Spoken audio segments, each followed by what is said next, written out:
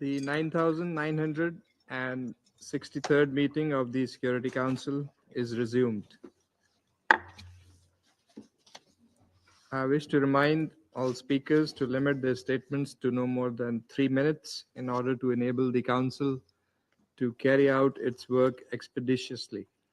The flashing light on the microphone will prompt speakers to bring their remarks to a close after 3 minutes. I now give the floor to the representative of Egypt. خالص الشكر سيد الرئيس. Thank you, Mr. President. I have the honor to deliver the statement on the Arab group. We express our gratitude to Pakistan for holding this meeting, which is held at a very critical juncture. The humanitarian suffering of the Palestinian people is worsening on its occupied territory. The Gaza Strip is being subjected to an unjust aggression. Israel is defying all international norms and the resolutions of this council. Israel is committing a genocide through killing, through deliberate starvation, through organized destruction, to uproot the Palestinian people from their territory through forced displacement. The humanitarian situation is disastrous, and the blockade imposed is a punishment, collective punishment that is completely and categorically rejected. Mr. President, the Security Council Resolution 2735 is clear. It called for an immediate and unconditional ceasefire and ensure the delivery of aid without obstruction. Israel continues its blockade and preventing residents from returning to their homes. It's targeting medical centers, refugee camps, schools, humanitarian and medical workers, journalists. It's using medicine and food as weapons of war, and it's imposing mechanisms to distribute aid that are inconsistent with international law or humanitarian standards. These are war crimes and part of a systematic policy to reorganize the demographic reality by force. We warn of the danger of using aid as a tool for forced displacement and requisitioning of land by force. We call for supporting UNRWA fully, and we condemn any attempts to undermine the mandate of UNRWA and weakening its role. We call upon the international community to enhance the political and financial support to UNRWA. We value efforts made by Egypt, Qatar, and the United States,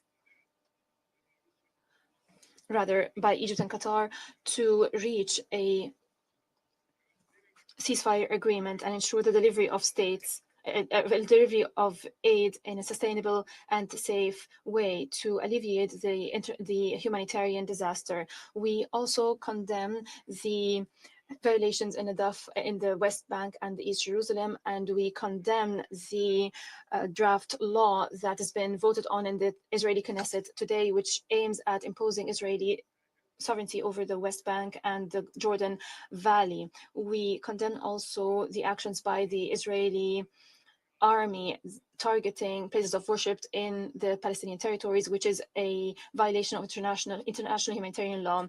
We also support the Hashemite custodianship of Muslim and Christian holy sites in Jerusalem.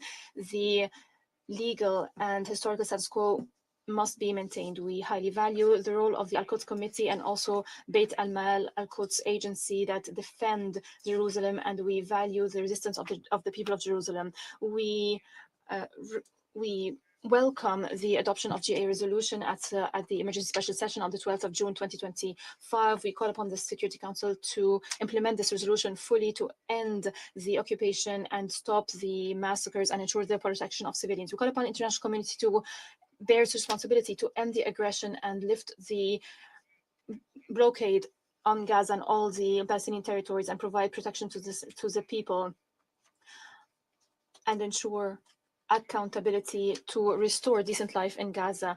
We also call for supporting the early recovery plan and reconstruction plan that has been adopted by the League of Arab States and the OIC. We call for active participation in the conference that Cairo is going to host to mobilize support and mobilize financing, which is the basis for a new future in the Gaza Strip under the rule and administration of the Palestinian Authority. Once again, we reiterate the importance of the UN conference, the high-level conference on the peaceful settlements of the Palestinian question, on the implementation of the two-state solution, which is co-chaired by Saudi Arabia and France. We call upon all member states and the United Nations to actively participate in this conference, which will be held between the 28th and 30th of July 2025. The Arab group also condemns the violation by Israel of the cessation of hostilities agreement in Lebanon daily, which since it entered into force on the 27th of November 2024.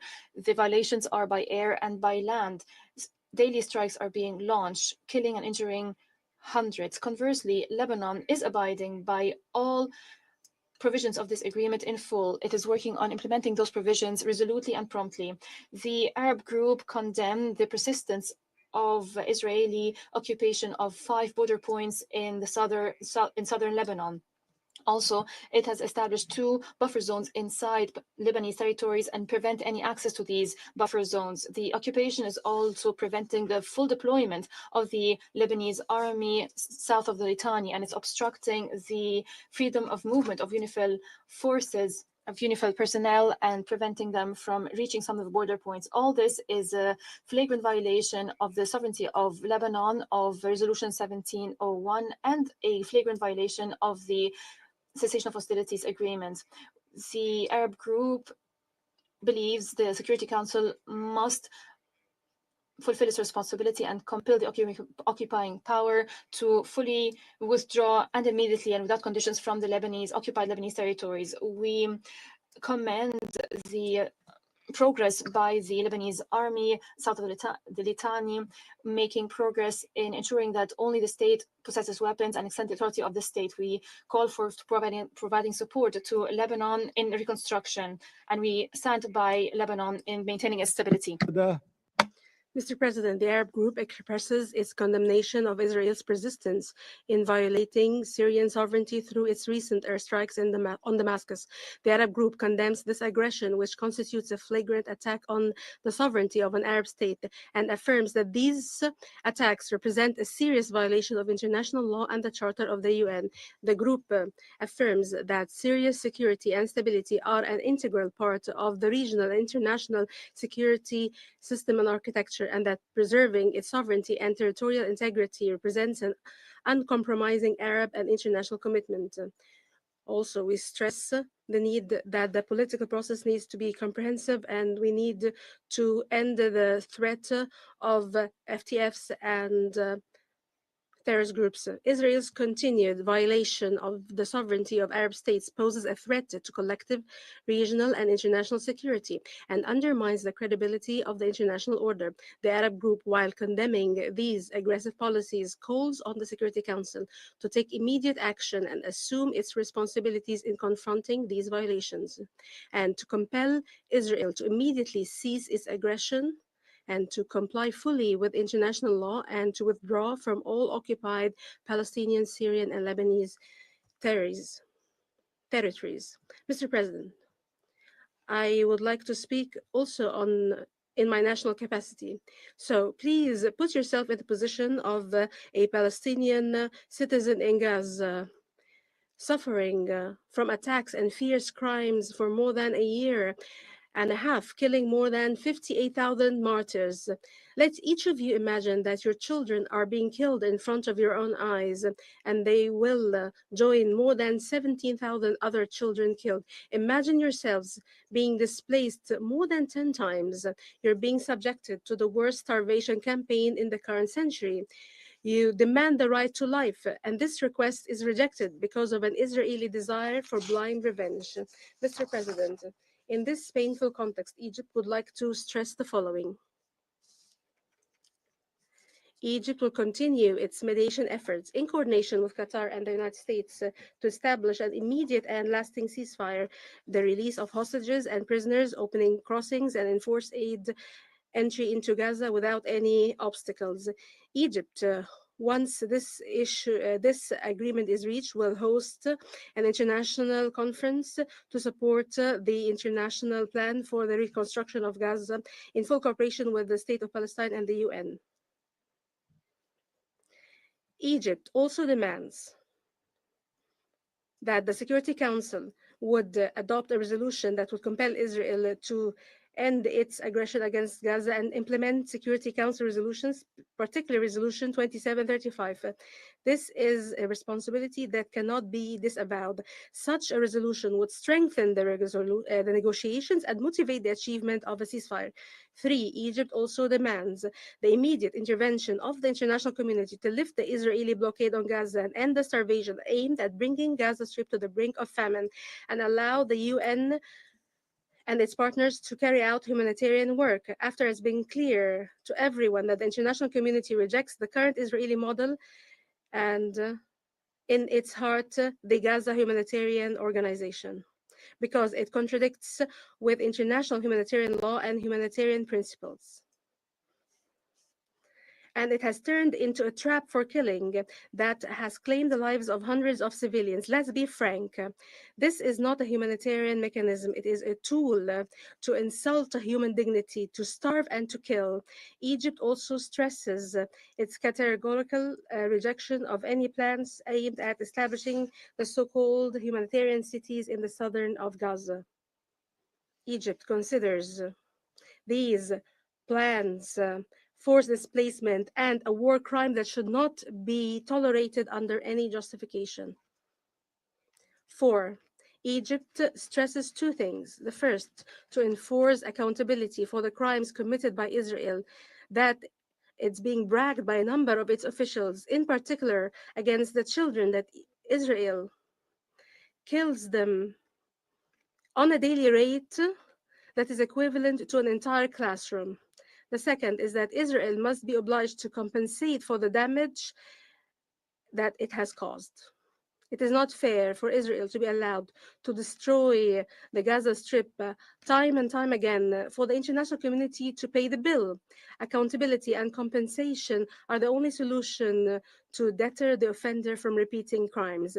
5. Egypt hopes that the Security Council will not lose sight of the critical situation in the West Bank and East Jerusalem in light of the Israeli military operations, the escalation of settler crimes and the construction of settlements, the increasing demolition of Palestinian homes and facilities, the displacement of Palestinians from their areas of residence and preventing UNRWA from working, and the repeated storming of holy sites in Jerusalem and the violation of its legal and historical status, especially Al-Aqsa Mosque. In closing, if the goal of the Israeli extreme right is to terrorize the Palestinian people to abandon their cause, then all the crimes since Deir Yassin and afterwards have not succeeded in liquidating their case and their cause. On the contrary, it has increased the Palestinian people's determination to uphold their rights. Israel and its supporters and sponsors must understand that stability and peace in the Middle East can only be achieved through a just and comprehensive peaceful settlement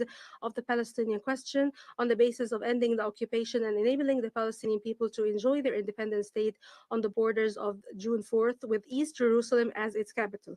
This is the only solution that the Palestinian and Arab peoples will accept. I thank you, Mr. President, and I apologize for speaking at length. Thank you. I thank the distinguished permanent representative of Egypt for the statements in the national capacity and on behalf of the Arab group. I now give the floor to His Excellency Maged Abdulaziz, permanent observer of the League of Arab States to the United Nations. شكرا سيد الرئيس. Thank you, Mr. President. Mr. President, it's my pleasure on behalf of the League of Arab States and its Secretary General to congratulate you on the exceptional presidency of the Islamic Republic of Pakistan of the Security Council for July this year. I congratulate you for the important topics that you have chosen to put to debate during this Council presidency, particularly the peaceful settlement of disputes and strengthening relations with regional organizations. This reflects Pakistan's full support for the multilateral international system, the collective security framework, international law, and international humanitarian law. It enshrines your cooperation with the League of Arab States, the Organization of Islamic Cooperation, and others. I would like to thank the Vice Prime Minister for his presidency of the Council. Mr. President, the crisis in the Middle East is currently experiencing one of its most dangerous phases since the establishment of the League and the UN 80 years ago, particularly in terms of the international handling and the failure of the international handling of the Palestinian issues. The brutal Israeli attacks are being pursued in Gaza in breach of violations objected by the Council and the truce previously agreed. Added to that, we see inhuman restrictions imposed by Israel on the entry of aid into Gaza, the catastrophic repercussions of which have been highlighted and are particularly clear in the precious briefings that were made by the Assistant Secretary General for Humanitarian Affairs and the Executive Director of UNICEF during the meeting held by the Council, initiated by European countries with the support of the Arab League and its representative to the Council, that is the distinguished representative of Algeria, last week. This in addition to the precious briefing given by Mr. Chiari, the ASG, this morning. This meeting, as with previous meetings, have once again underscored the worsening humanitarian tragedy faced by the Palestinian people across the occupied Palestinian territories, particularly in the Gaza Strip. This is after Israel has deliberately targeted all relief agencies, particularly UNRWA, and has deliberately obstructed the entry of foodstuffs, fuel, and all essential supplies. This as part of a brutal campaign to use starvation aimed at forcibly displacing Gaza's population. Israel has imposed a mechanism for a so-called mechanism for aid distribution. Since May 2025, these illegal activities have caused the death of around 800 innocent Palestinian civilians who were simply seeking food so that they would not die of hunger. Even more cynically, Israel is attempting to establish what it calls a humanitarian city in southern Gaza, while all of these practices and violations are contrary to the very antithesis of humanity. They cannot be, they meet the definitions of genocide and crimes against humanity from a legal perspective. Despite the advisory opinion handed down by the International Court of Justice in July 2024 and several provisional measures handed down to halt these crimes on the ground, Israel continues to refuse to apply these.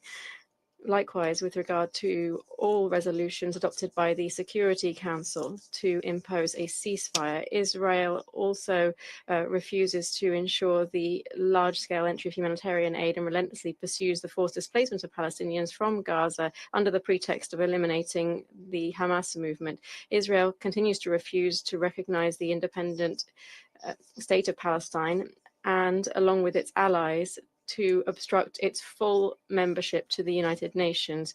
Israel continues in its blatant aggression against Islamic and Christian holy sites in all of their denominations across the occupied Palestinian territories, particularly the Al-Aqsa Mosque, the Latin Church, and others. Therefore, the League of Arab States calls on international judicial bodies to play a more effective and forceful role. The International Court of Justice must assess Israel's compliance with the provisional measures issued in the genocide case brought by South Africa and other countries, and this as soon as possible. The court should issue firmer, stronger provisional measures that should be binding in nature under Chapter 7 of the UN Charter. The League also urges the ICJ to expedite the publication of its advisory opinion requested by the General Assembly based on a Norwegian initiative regarding Israel's obligations under the UN Convention on Privileges and Immunities, particularly in relation to its ban on UNRWA activities, which is the only UN agency able to effectively deliver aid to Palestinian refugees living in all 5 areas of operation. Similarly, the International Criminal Court must step up its efforts to enforce arrest warrants against Prime Minister Netanyahu and former Defense Minister Gallant.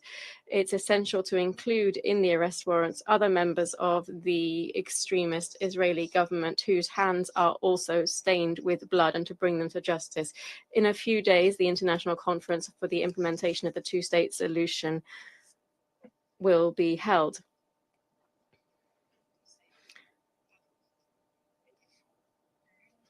We must further attempt to address Israeli attempts to control the West Bank. This threatens peace across the region. In just a few days, the International Conference on the Implementation of the Two-State Solution will be held. This is an initiative that was first suggested by Arab countries under the Arab Peace Initiative launched by the Kingdom of Saudi Arabia in Beirut in 2002. One attempt at this was made 3 years ago through a coalition to support the implementation of the two-state solution. This thanks to the efforts of Saudi Arabia, Egypt, and Jordan, with the considerable participation of the Arab League, all of its member states, the European Union, and the majority of its member states and other countries. There is no doubt that the convening of this conference signals a fresh beginning in a parallel track aimed at creating a political horizon conducive to de-escalation and to support the Qatari, Egyptian, American mediation efforts to achieve an immediate ceasefire and ensure the large-scale entry of humanitarian aid. Further, a recovery and reconstruction plan must be implemented as adopted by the Arab Summit in Cairo and endorsed by the OIC, the EU, and other organizations. This is in line with the messages sent out by other important international conferences, for instance, the Dakar Conference on Jerusalem, the Hague Group Conference in Colombia, and the joint statement issued by 28 countries, 21 of them are EU members, along with the UK, Canada, Australia, Switzerland, Japan, Norway, and New Zealand. All of these messages called for the end to the genocide in Palestine and for the immediate recognition of the state of Palestine as a crucial legal and moral step to protect the rights of the Palestinian people to their land and their state. The League is actively participating in all of these efforts and supports the work of this international conference at the highest level with other peace-loving powers seeking security and stability for all parties under the auspices of the General Assembly. We are working actively for the adoption of irreversible practical measures to support the implementation of the two-state solution and to ensure broad international recognition of the state of Palestine. We hope to, as soon as possible, reach a comprehensive, immediate ceasefire so as to pave the way for a new phase of intensive political work, the aim of which is to strengthen the capabilities of the independent Palestinian state in accordance with international legitimacy and Security Council resolutions. This would involve the full and active participation of all concerned parties under the leadership of the Palestinian Authority and government, as well as Israel. And it is to this end that the Arab League Council yesterday in Cairo adopted an important resolution at the level of permanent representatives that underscored the need for parallel action on two fronts. First, to create a political horizon for a peaceful settlement, and secondly, to achieve a ceasefire, the entry of aid, and launching the recovery and reconstruction plan. To conclude, Mr. President, Israel must understand that its continued military operations against Palestine, Syria, and Lebanon will not change its status as a foreign occupying power in Arab lands, and that the pursuit of Israeli military aggression will not prevent the Arab League and all of its member states from intensifying their efforts to consolidate the foundations of an independent Palestinian state and to recover the occupied Syrian and Lebanese territories. Israel must be well aware that it cannot, through military force or alliances with certain major powers, impose its dominance over the region of the Middle East, or to impose a new status on Israel in the region while remaining an occupying state. When the Arab peoples opened their door to peace, they did so for a peace based on mutual respect and the achievement of common interests for all peoples in the Arab region and in the region, particularly the peoples of the state of Palestine, Syria, and Lebanon on the one hand, and the people of Israel on the other, so as to ensure that everyone in the region may live together without exception in a framework of coexistence based on justice and equality, and not on the basis of illusions such as subordination or dominance or hegemony that some impose through military arrogance or political alliances. That has never happened and will never happen in the Middle East. Thank you. I thank His Excellency Mr. Abdulaziz for the statement, and now give the floor to the representative of Switzerland. Merci, Monsieur le Président. Thank you, President. Excellencies, colleagues, I'd like to thank Pakistan for convening this debate on the situation in the Middle East. Switzerland is deeply disturbed by the unbearable human suffering in Gaza.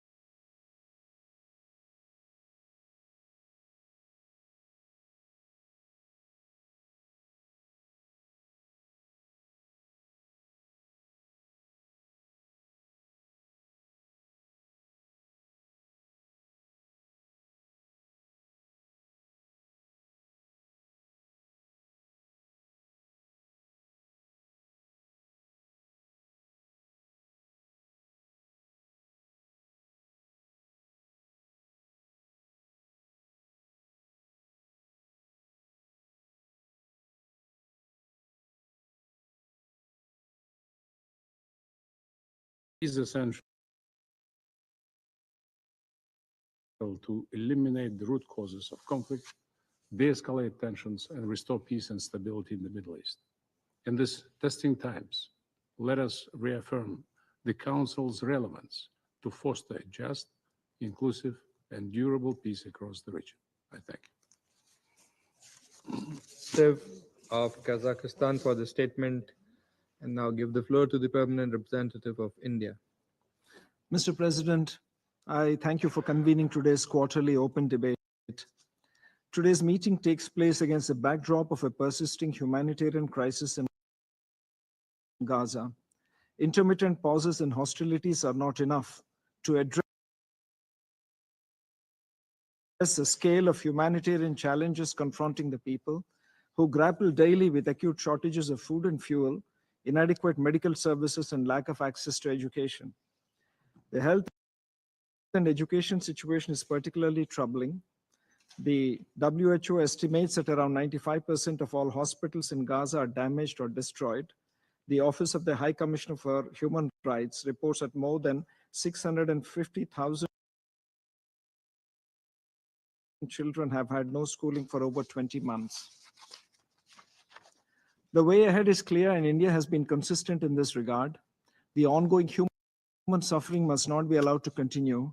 Humanitarian assistance needs to be facilitated in a safe, sustained, and timely manner. There is no substitute to peace. A ceasefire must be put in place. All hostages must be released. Dialogue and diplomacy remain the only viable paths to achieving these objectives. There are no other fixes or solutions. India shares historic and strong ties with our Palestinian brothers and sisters. We have always stood by them, and our commitment towards the Palestinian cause is unwavering. We were the first non-Arab country to recognize the state of Palestine. We support the Palestinian people in various ways, directly and through our support to other organizations such as UNRWA.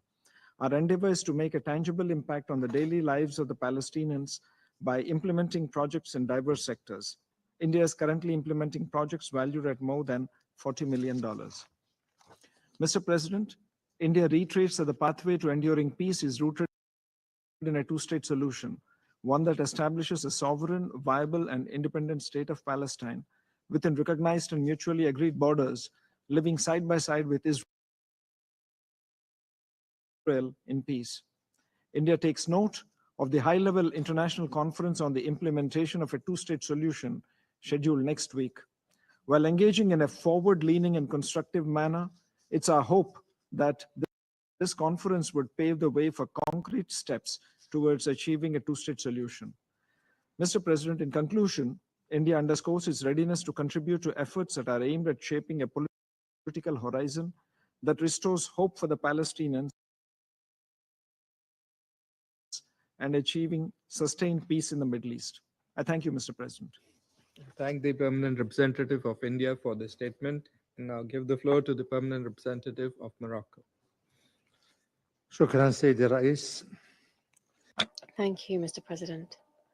I'd like to begin by congratulating you for the organization of this meeting under the presidency of the Vice Minister and Minister of Foreign Affairs of the Islamic Republic of Pakistan, Mr. Ishaq Dad. I'd like to thank the Assistant Secretary General for the Middle East and Asia Pacific for his precious briefing.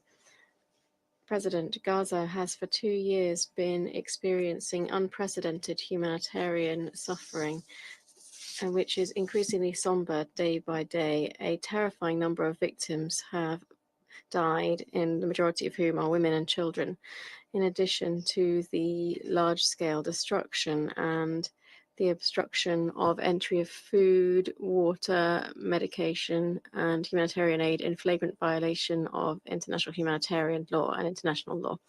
In light of the worrisome situation after the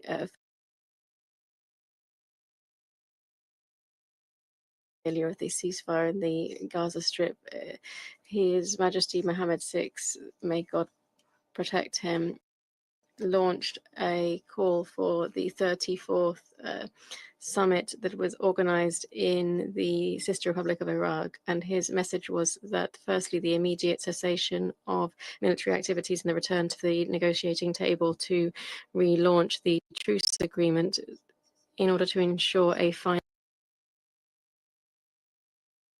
ceasefire agreement. Secondly, bringing an end to the Israeli military aggression against the West Bank, particularly the destruction of homes, the expulsion of the inhabitants, and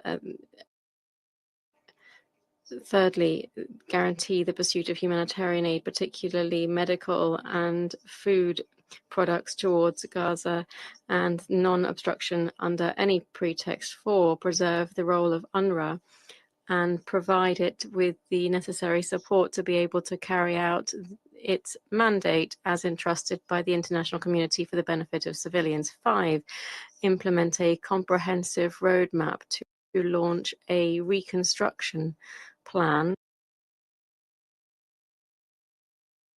adopted by the last extraordinary Arab summit in Cairo, prevent the expulsion of inhabitants under the administration of the Palestinian Authority under Arab and international control, end quote. The Council of the League met on the 22nd of July 2025 and underscored the need to impose the entry of humanitarian convoys and to allow the access of international organizations into Gaza, as well as to guarantee the safety of their personnel so that they can fully carry out their role. Mr. President, the ongoing unilateral Israeli measures in violation of international law in Al-Quds al-Sharif exacerbates conflicts, extremism, and is driving escalation, tension, and violence, which is hampering efforts towards further calm. His Majesty Mohammed VI, in his capacity as president of the Al-Quds Committee, which is a part of the OIC, is closely following and with great interest following the developments of the Palestinian question and deplores all possible efforts and is using all possible tools to defend the holy sites, and principally Al-Quds al-Sharif, through political and diplomatic work and work on the ground.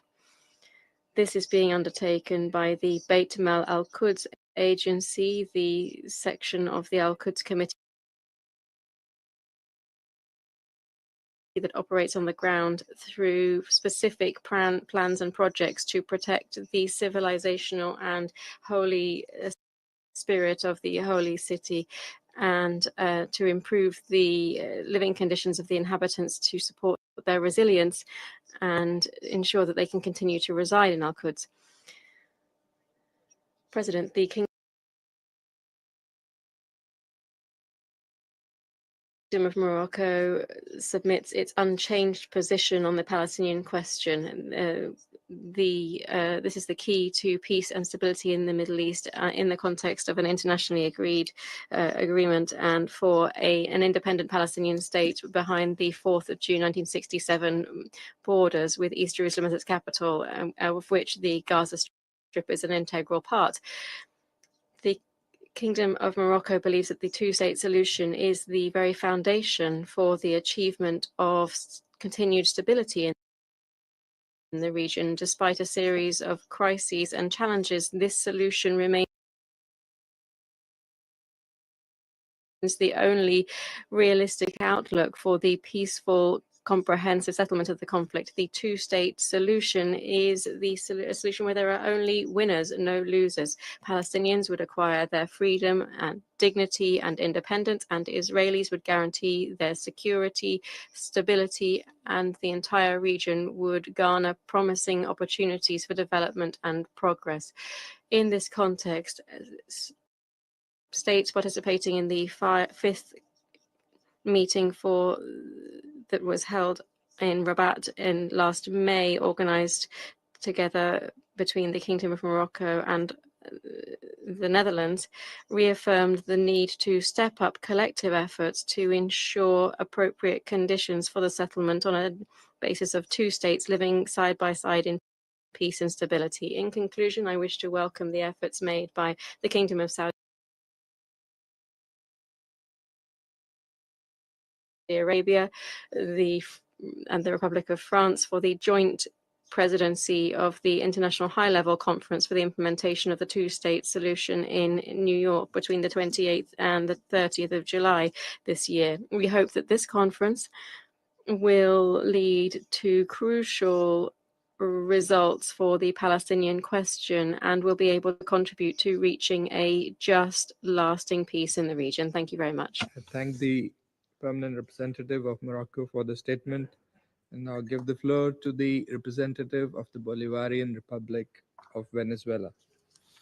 Señor presidente, muchas gracias. Mr. President, thank you very much. The Bolivarian Republic of Venezuela has the honor to take the floor on behalf of the group of Friends in Defense of the Charter of the United Nations, whose member states underscore that the situation in the occupied Palestinian territory, particularly in the Gaza Strip, has reached unimaginable proportions, with daily assaults by Israel, the occupying power, that include the deliberate targeting, among others, of hospitals, schools, shelters, critical infrastructure, journalists, and aid workers. Since the last quarterly open debate, the Israeli occupying forces have only escalated their brutal military campaign against the Palestinian people.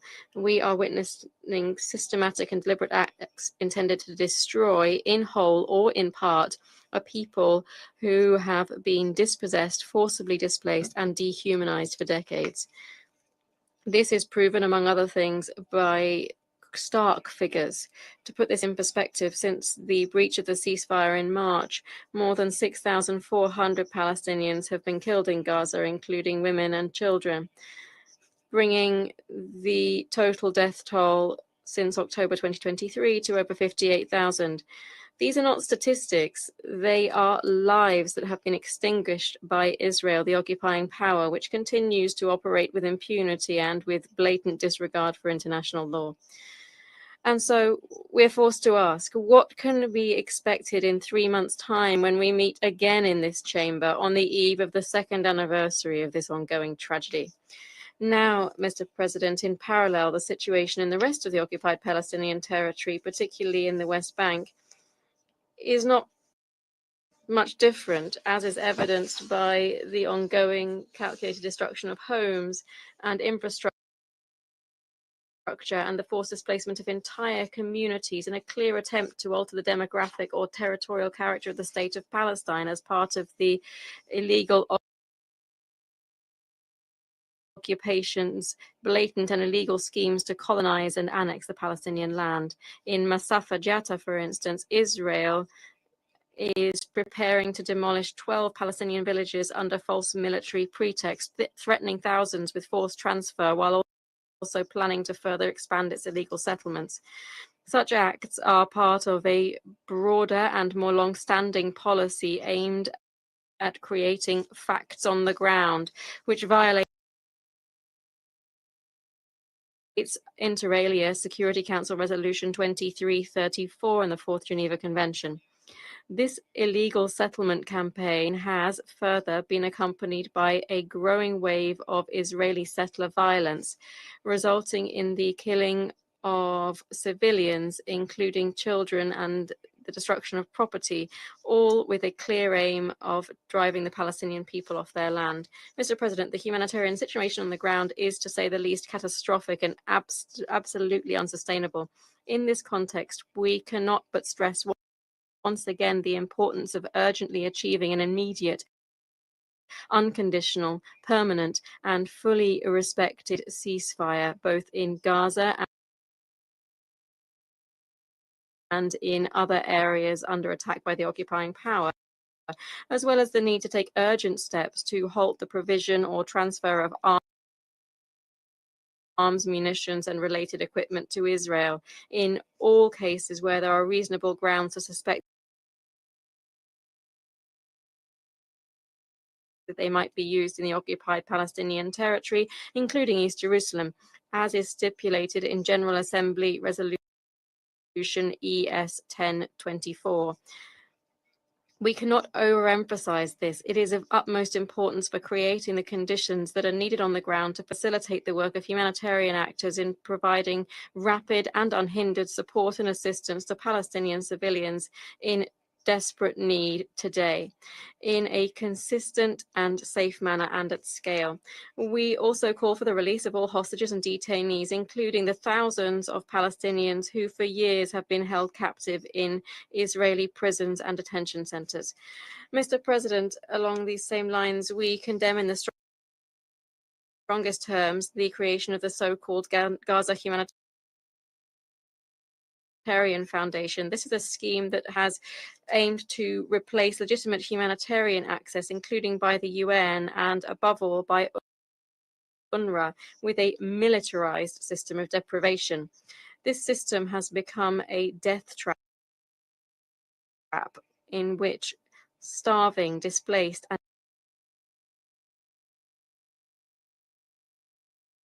desperate civilians deprived of food, water, and all other essentials of life are being lured to so-called distribution points only to be targeted by live fire from Israeli forces and private contractors who have thus far killed over 600 Palestinians, including children, and injured thousands more.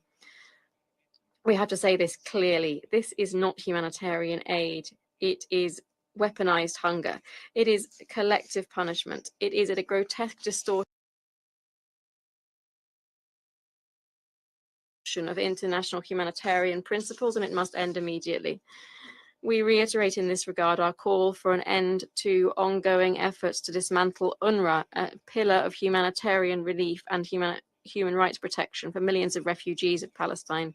The obstruction of the UN's ability to operate, provide aid, and protect civilians is no more than a direct assault on the multilateral system and on the Charter of the UN itself. Thus, we join the growing international calls for the full, unimpeded restoration of humanitarian access under UN leadership, including the work of UNRWA, whose work on the ground remains fundamental in accordance with the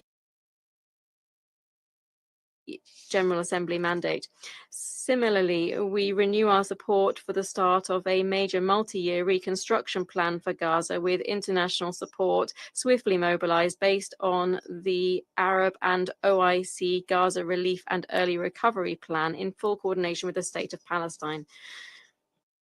President, we also express our dismay at the unilateral decision of the US government to impose hostile and punitive measures against Mr. Francesca Albanese, Special Rapporteur on the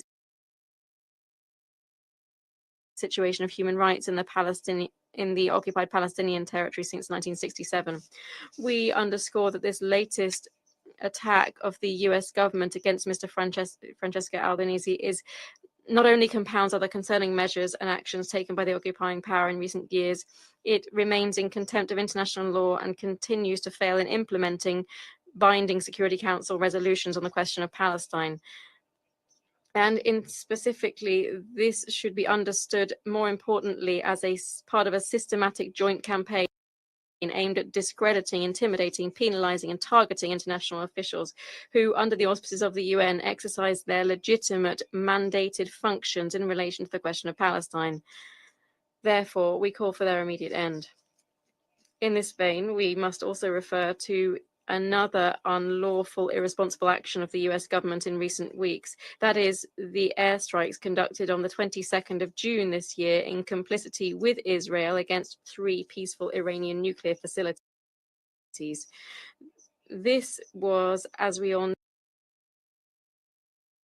know, preceded by a series of unprovoked and premeditated heinous attacks by Israel against the Islamic Republic of Iran since the 13th of June 2025.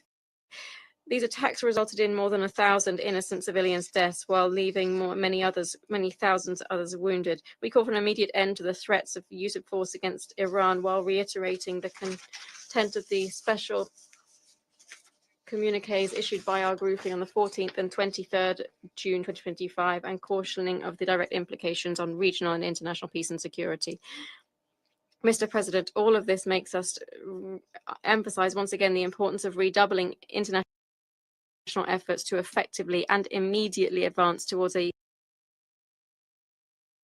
much needed process of accountability for all war crimes committed by Israel against the peoples of Palestine, Lebanon, Iran, and other nationalities, in which it is hoped that relevant mechanisms of international justice will play a responsible role so as to bring an end to the prevailing cycle of impunity, which has only served to embolden the occupying power to perpetuate over time their criminal policies and practices against the people of the region, most gravely against the Palestinian people for over 77 years since the onset of the Nakba.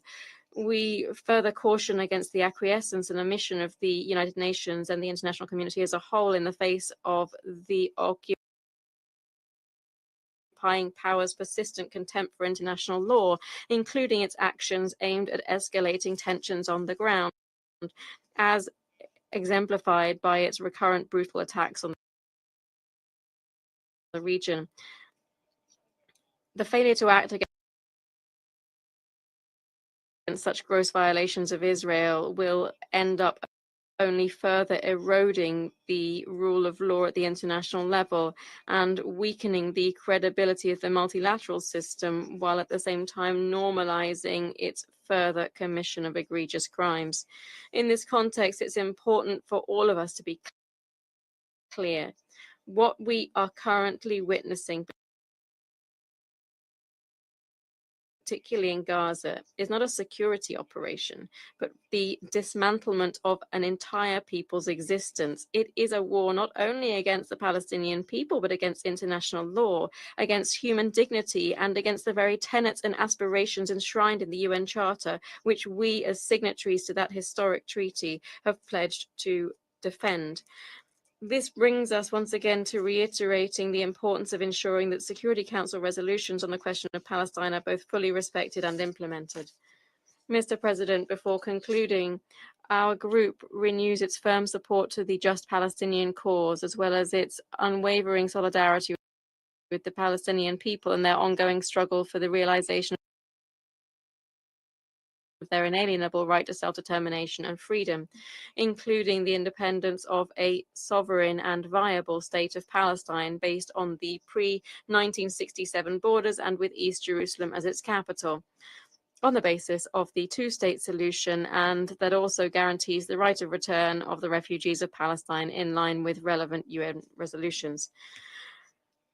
Finally, let us say that we await with anticipation the international conference on the peaceful settlement of the question of Palestine and the implementation of the two-state solution to be held in the next few days in the General Assembly. And in this regard, we express our determination to participate actively in this urgent undertaking to preserve a political horizon and realize the long-deferred promise of a comprehensive, just, lasting peace for the Palestinian people and the region of the Middle East as a whole. Thank you very much, Mr. President. I thank the representative of the Bolivarian Republic of Venezuela for the statement, and I now give the floor to the representative of Cuba. Señor Presidente, Mr. President, we support the statement given by Venezuela on behalf of the Group of Friends in Defense of the Charter of the United Nations, Uganda in behalf of the non-aligned movement, and the statement that will be given by Nicaragua in its capacity as Vice President for the Committee on the Exercise of the Inalienable Rights of the Palestinian People. It is shameful that following a long sequence of Security Council meetings on the situation in the Middle East, the genocide perpetrated by Israel against the Palestinian people continues unabated. The unfettered political, diplomatic, military, and financial support extended by the United States continues to ensure full impunity for the occupying power. Indeed, since the last open debate, the United States has, for the 6th time since the escalation in 2023, obstructed this council from demanding an immediate, unconditional, and permanent ceasefire in Gaza. While the Security Council remains paralyzed, the mechanism established by Israel and the United States purportedly for the delivery of humanitarian aid in Gaza is being weaponized to further the killing of Palestinians. This is compounded by new Israeli plans to forcibly displace the survivors of the genocide in Gaza and subject them to a policy of apartheid under the misleading label of a humanitarian city. Both actions confirm the declared intent to exterminate the Palestinian people and to continue the usurpation of their territories. All the while, the United States government is exerting pressure and coercion on multilateral institutions and their officials in an attempt to silence voices that denounce the massacre, such as that of Mr. Francesca Albanese, Special Rapporteur on the situation of human rights in the occupied Palestinian territory since 1967. The West Bank, where violence and settler practices persist, is also not spared from Israeli barbarity. Following the same pattern of impunity, we have witnessed renewed Israeli aggression on Lebanon, Syria, Yemen, and the Islamic Republic of Iran. The policy for forcibly reconfiguring the Middle East flagrantly violates international law and the Charter of the United Nations in full view of everyone, perpetuating the cycle of violence and insecurity in the region. Peace in the Middle East cannot be achieved without a broad-based, just and lasting solution to the Palestinian question. It is imperative to bring an end to the Israeli occupation of Palestinian and all other occupied Arab territories and to realize the right of the Palestinian people to an independent and sovereign state within the pre-1967 borders, with East Jerusalem as its capital, and which guarantees the right of return for Palestinian refugees. There is no justification for further delaying the admission of Palestine as a fully fledged UN member state.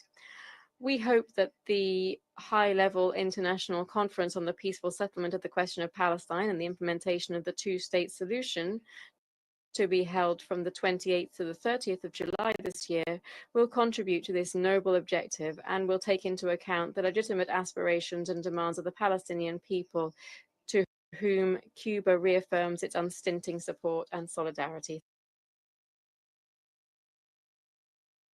Thank you. I thank the representative of Cuba for the statement. I now give the floor to His Excellency Mr. Jaime Hermida Castillo, Vice Chair of the Committee on the Exercise of the Inalienable Rights of the Palestinian People. Mr. President, first of all, receive our recognition from all the members of the committee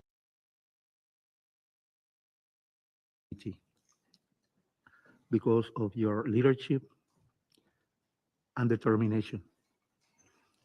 Members of the Security Council, Excellencies, colleagues, we commend Pakistan for its leadership of the Council and His Excellency Mr. Mohammad Ichardak, Deputy Prime Minister and Minister for Foreign Affairs, for convening this meeting.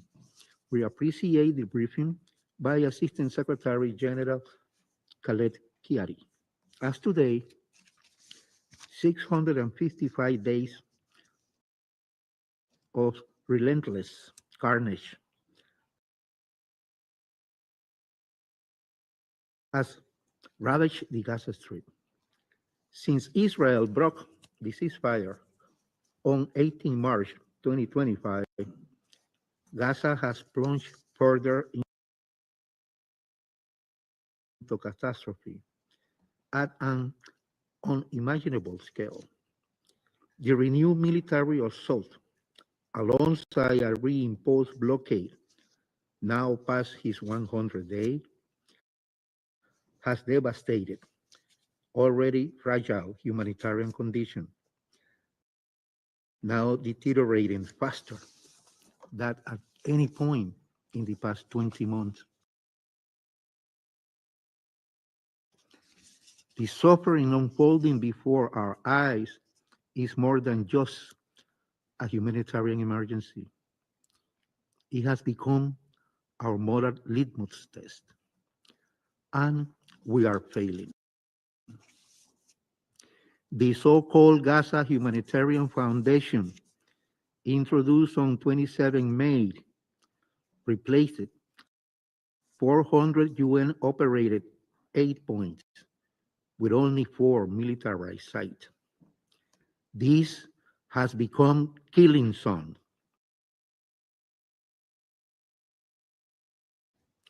Almost 1,000 Palestinians have been killed and at least 5,000 injured while attempting to access food and relief.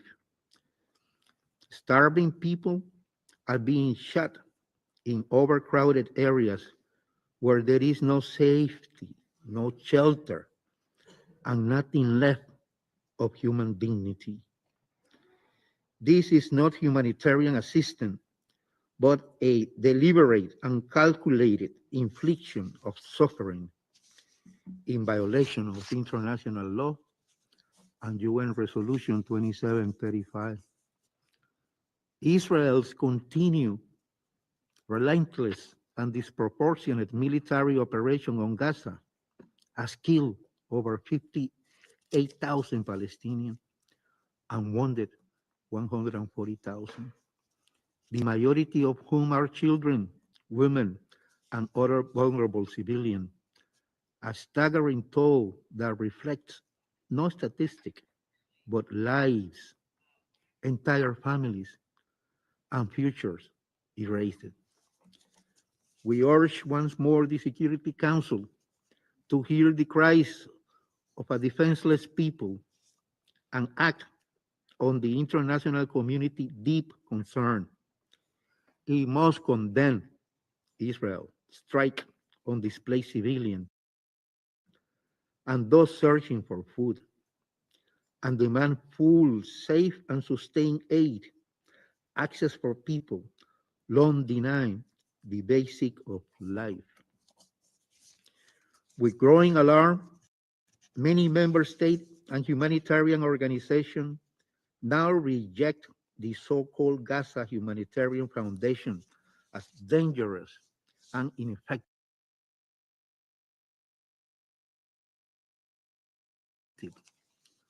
calling instead for a return to the trusted UN-led system.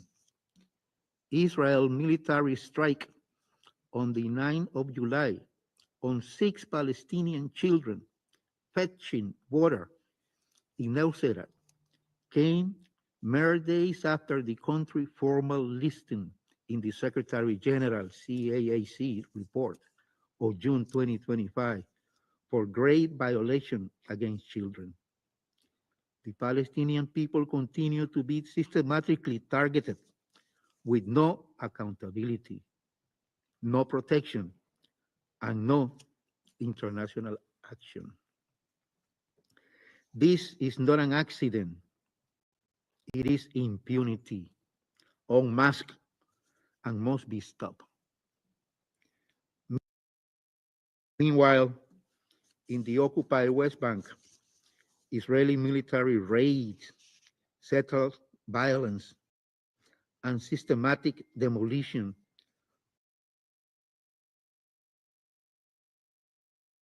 have displaced entire communities, especially in refugee camps and in the Jordan Valley.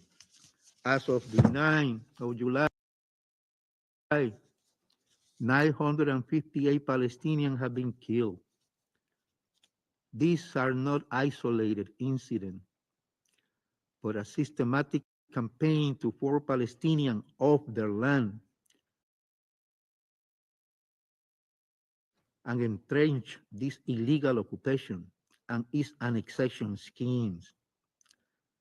We also condemn Israel's plans to forcibly transfer hundreds of thousands of Palestinians in Gaza into so-called humanitarian cities under its control, de facto mass concentration camps, as warned by the UNRWA Commission General and others, including a former Israeli leader.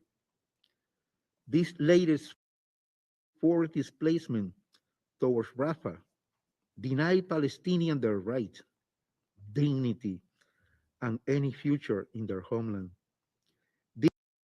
These are no security measures, but a demographic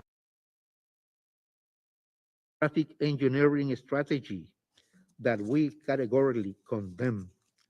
The Security Council cannot continue to be silent and complicit in such large-scale forced displacement. Israeli action must be stopped and reversed immediately.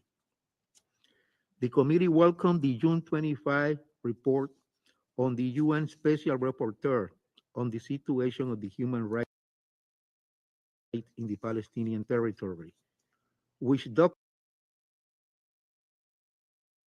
documents corporate and institutional complicity in sustaining this illegal occupation.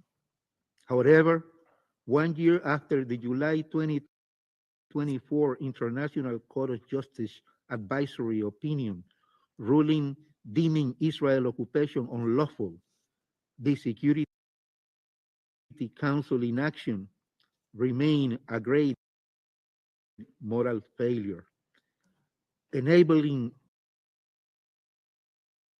Israel impunity as death's sword. The humanitarian crisis worsened, and Gaza near total ruin. Furthermore, the committee expressed his deep concern regarding the recent decision by the government of the United States of America to impose punitive measures against the Special Rapporteur of the United Nations on the situation of human rights in the Palestinian territory occupied since 1967, Mr. Francesca Albanese. We underscore the necessity of Ms. Albanese to operate freely, independently, and without fear of retaliation in the pursuit of her critical mandate. Distinguished delegates, colleagues, the time to act is now. We call upon the Council to do what the international community demands: a permanent international supervised ceasefire in the occupied Palestinian territory, including Gaza. Israel must lift the Gaza blockade and restore full, safe humanitarian operation to the United Nations, including UNRWA, which maintain the largest capacity of all UN agencies on the ground and remain indispensable for the welfare of the Palestine refugee community and as a stabilizing presence in the region. The militarized aid system in Gaza must be dismantled. Israel must end all forms of forced displacement and guarantee the right of return for those uprooted from their homelands. The General Assembly, through Resolution ES 1024, has made its stance clear. Israel's illegal occupation must end.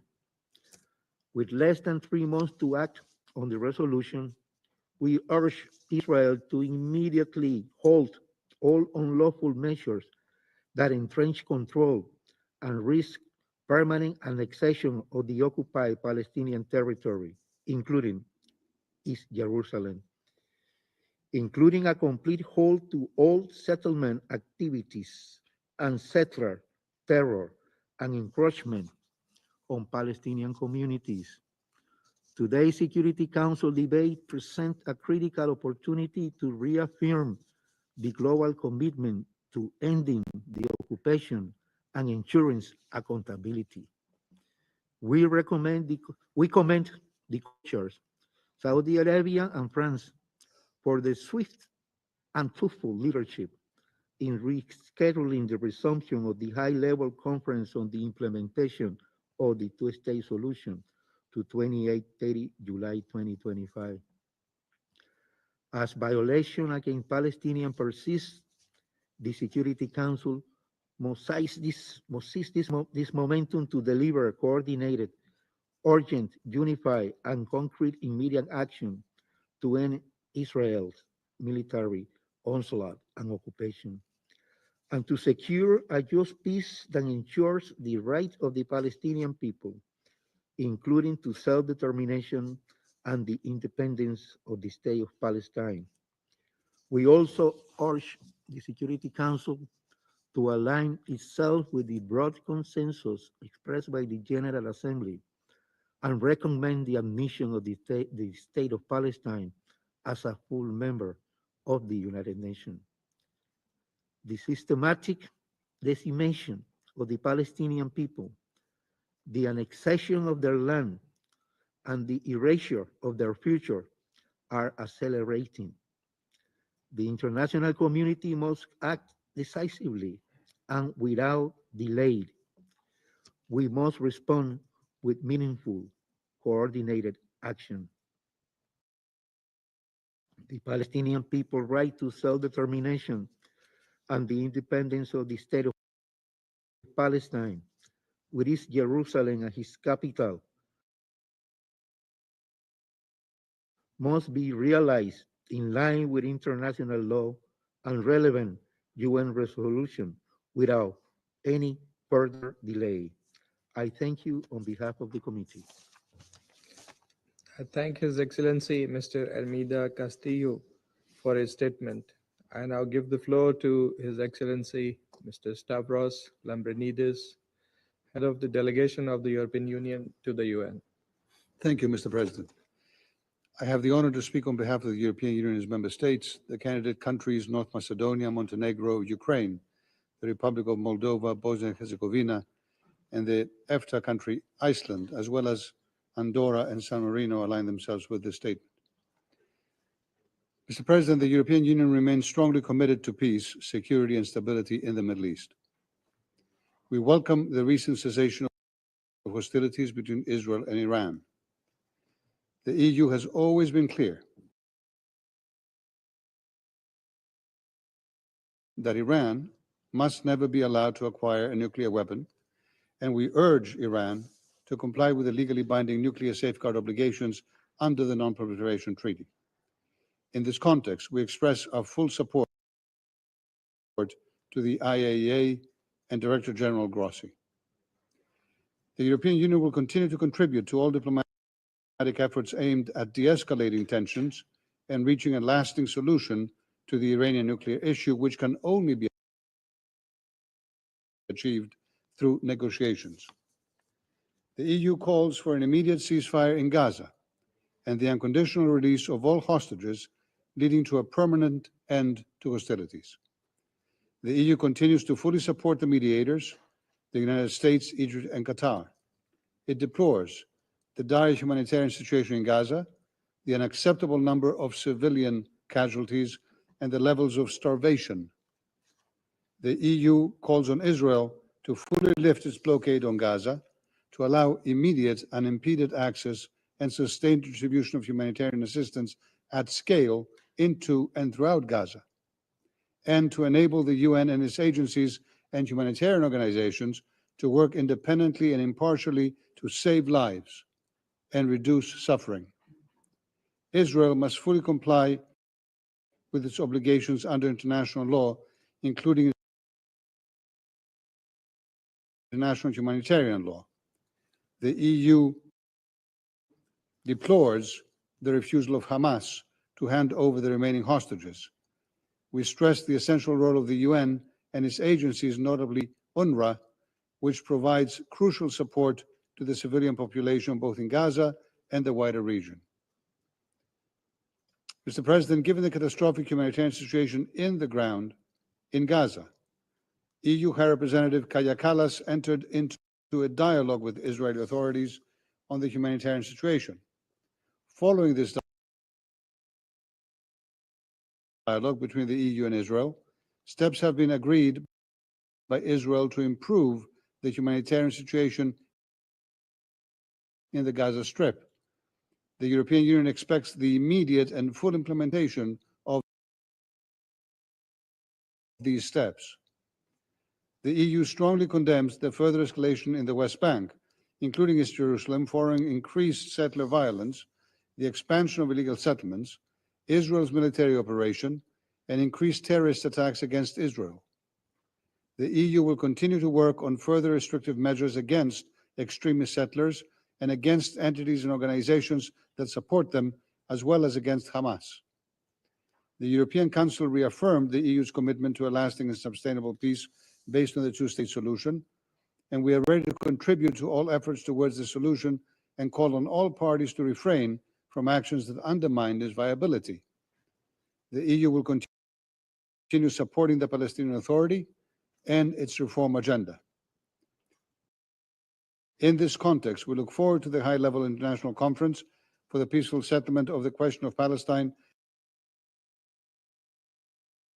and the implementation of the two-state solution, co-chaired by France and Saudi Arabia. With regard to Syria, the EU is committed to supporting a peaceful, inclusive, Syrian-led and Syrian-owned transition to help build a better future for all Syrians, and it will continue engaging with the transitional government and working closely with regional and international partners to that aim. The EU welcomes the commitment by the transitional government to build a new Syria based on national reconciliation, rule of law, and separation of powers, and the initial steps taken in this regard. Human rights and fundamental freedoms must be respected, protected, and fulfilled for everyone in Syria. The EU strongly condemns the violent clashes in Shuaida over the past few weeks. The transitional government, together with local authorities, bear the responsibility to protect all Syrians without distinction and to take all necessary steps towards disarmament, demobilization, and reintegration of all armed groups into unified national security forces. A comprehensive and inclusive transitional justice process, Syrian-led and Syrian-owned, is a necessity for reconciliation and lasting peace. The EU calls for a swift, transparent, credible, and impartial investigation of the recent attacks on civilians in Syria's coastal region, Damascus area, and Shuaida, as well as for a transparent and victim-centered follow-up process. The EU calls on the transitional authorities to continue engaging in this respect with the international, impartial, and independent mechanism and the Commission of Inquiry.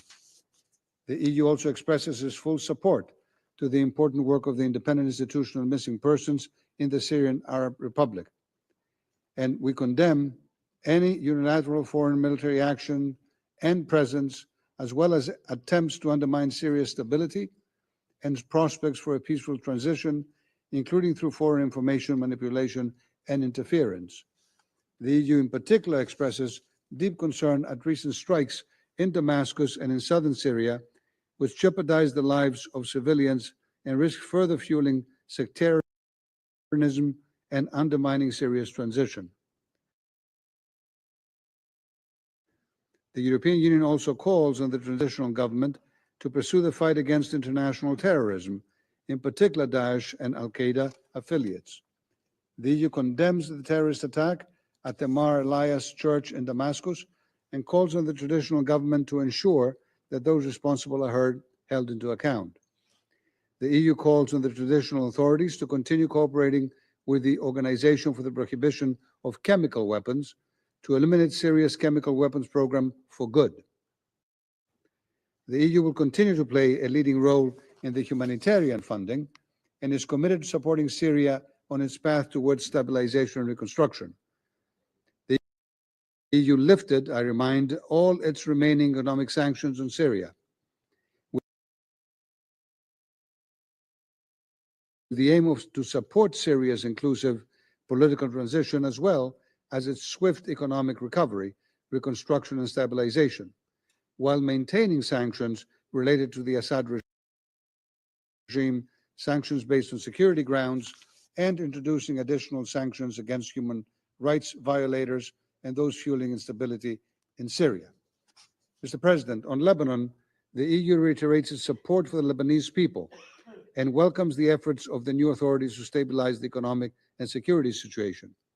We continue to call on all parties to implement the terms of the 27 November 24 ceasefire agreement and for the implementation of UN Security Council Resolution 1701. We support the Lebanese state's sovereignty and territorial integrity. We recall the fundamental stabilization role of UNIFIL, to which EU member states significantly contribute, and commend UNIFIL's effective cooperation with the Lebanese armed forces. The EU will continue supporting the Lebanese armed forces to this effect, and we call for the renewal of UNIFIL's mandate. Thank you, Mr. President. The full statement is available online. I thank His Excellency Mr. Lambrinidis for his statement, and now I give the floor to the permanent representative of Kyrgyzstan. Mr. President, Excellencies, distinguished delegates, I also join other speakers to thank Pakistan for convening this important open debate on the situation in the Middle East. Let me also thank all high-level participants for their engagement, concern, and meaningful contributions to addressing one of the most pressing issues on the global agenda. Today, the Kyrgyz Republic speaks with a deep sense of responsibility and urgency regarding the situation in the Middle East, a region whose fate remains closely tied to the resolution of the Palestinian question. We reaffirm our unwavering commitment to promoting peace, justice, and stability in the region, grounded in dialogue, respect for international law, and the principles enshrined in the UN Charter. Mr. President, the Palestinian issue remains one of the most enduring and painful challenges for the international community. It continues to test our collective resolve to uphold the principles of justice and peaceful settlement of disputes. The suffering of the Palestinian people, decades of occupation, repeated cycles of violence, the destruction of vital infrastructure, and the displacement of innocent civilians demands our full and urgent attention. Kyrgyzstan firmly believes that a just, lasting, and a comprehensive solution to the Israeli-Palestinian conflict is critical not only for regional stability, but for the credibility and integrity of the international security system as a whole. My country reaffirms its strong support of the two-state solution based on the relevant resolutions of the United Nations. It is the only viable path toward a just, lasting, and a peaceful coexistence of Israelis and Palestinians. We call for an immediate end of violence and further escalation, the protection of civilians with particular emphasis on the safety of women and children, the full and unimpeded delivery of humanitarian aid, especially in the Gaza Strip, where the humanitarian crisis has reached catastrophic levels, the ongoing blockade of assistance, the destruction of healthcare and civilian infrastructure, and the mass displacement of populations demand urgent international response. Kyrgyzstan believes the international community must prioritize the following steps: the resumption of diplomatic efforts under the auspices of the United Nations with the active engagement of the Quartet and regional stakeholders to pave the way for direct, increased support of UN agencies, particularly UNRWA, in their efforts to provide essential humanitarian relief to the Palestinian people, especially refugees, the promotion of confidence-building measures between the parties to reduce tensions and foster conditions for meaningful dialogue. Mr. President, the Kyrgyz Republic remains steadfast in its support for the legitimate rights of the Palestinian people and will continue to advocate for these rights across multilateral platforms, including the United Nations and the Organization of Islamic Cooperation. At the same time, we are mindful of the broader challenge facing the Middle East, ongoing conflicts and tensions, the threat of terrorism, the devastating impacts of climate change, and the critical shortage of resources. Kyrgyzstan underscores the importance of a comprehensive, balanced approach for peace and stability in the region. We call for expanded dialogue among all stakeholders and support inclusive diplomatic initiatives aimed at resolving protracted conflicts. We will continue to actively engage in global and regional efforts to promote lasting peace in the Middle East, strengthen the role of the United Nations, and help shape a more just and equitable international order. Let us work together to build a future rooted in dialogue, mutual respect, and international justice, a future in which the voices, rights, and aspirations of all nations in the region are heard, respected, and fulfilled. I thank you. Thank the permanent representative of Kyrgyzstan for the statement, and now give the floor to the permanent representative of Thailand. Mr. President, Thailand would like to commend your leadership in convening this very important quarterly open debate. Thailand remains concerned about the dire situation in Gaza, marked by widespread destruction, severe humanitarian crisis, mass displacement, and ongoing hostilities. Equally alarming are the rising tensions in the wider Middle East in recent months, threatening peace, security, and stability in the region and beyond.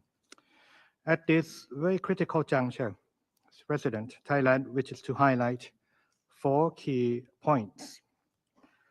First, we urge all parties concerned to exercise utmost restraint to prevent further escalation and regional spillover of the conflict, which would inevitably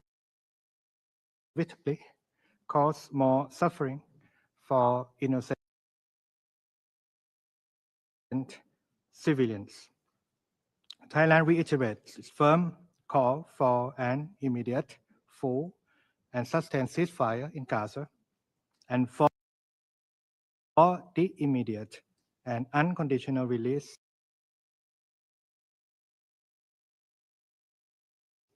of all hostages. We support ongoing diplomatic efforts by all parties to achieve a renewed ceasefire agreement, including recent negotiations in Doha.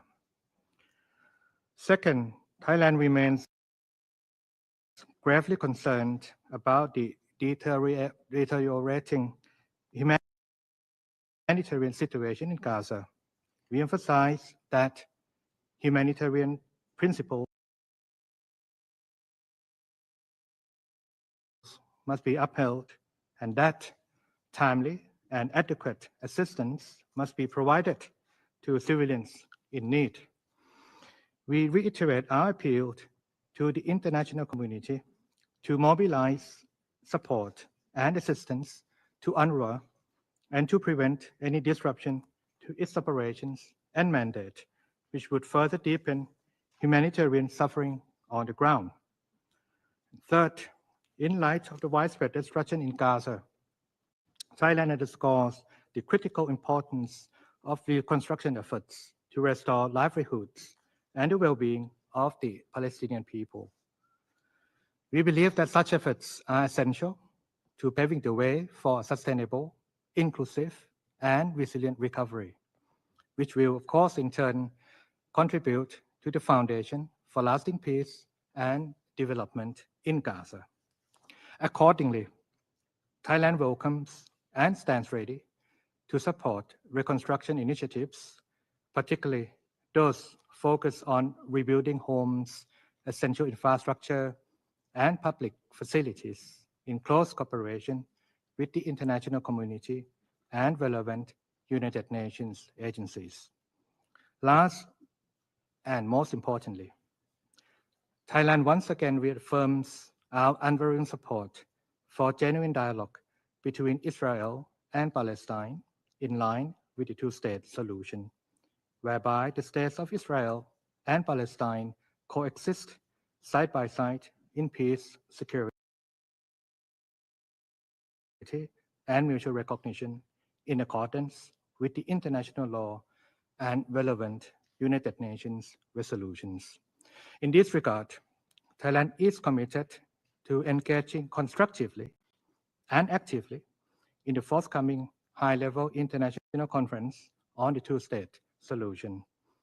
This reflects our collective determination to support diplomatic efforts towards the goal of ending suffering and bringing sustainable and lasting peace and security to the Middle East. Mr. President, let us not lose sight of our collective responsibilities to secure peace for future generations. Thailand stands ready to work alongside all partners to help transform aspirations for peace in the Middle East into reality. I thank you very much. I thank the permanent representative of Thailand for the statement and now give the floor to the permanent representative of Mexico. Señor Presidente. Mr. President, Mexico is participating in this Security Council debate on the Middle East with profound concern regarding the increasing fragility in the region.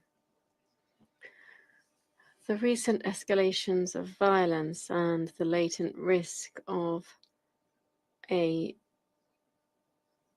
regional confrontation of unpredictable proportions not only compromises the stability of the Middle East, but also threaten international peace and security.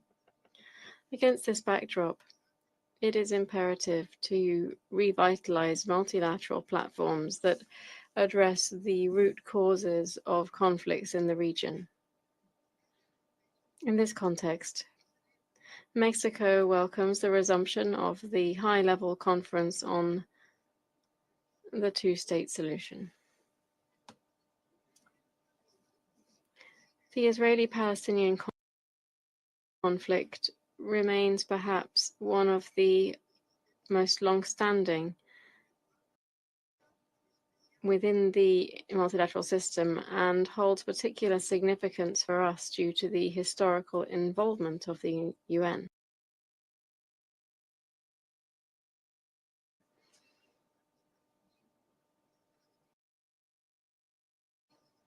We cannot allow other crises to divert attention from the extremely serious humanitarian situation in Gaza and the West Bank. Every day as we meet, thousands of civilians die or are displaced, and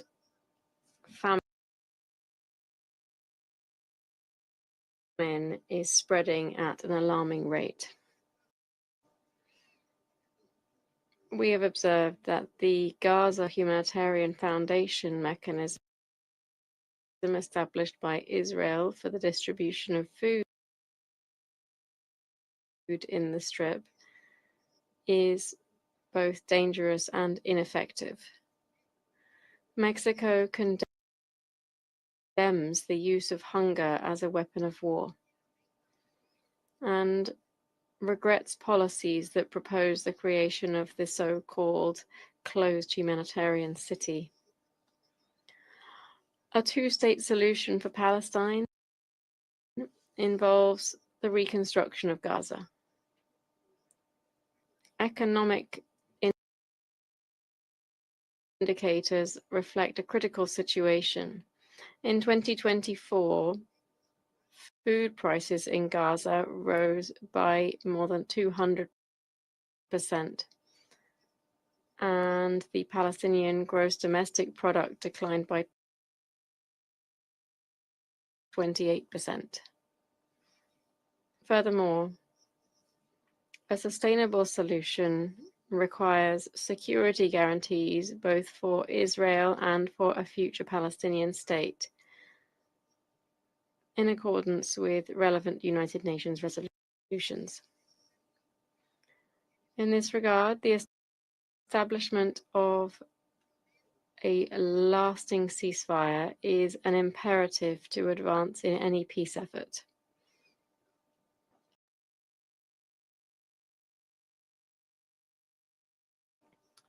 On another note, attacks on nuclear facilities anywhere in the world represent a grave danger to civilian populations and to the environment, since radiological risks do not heed borders.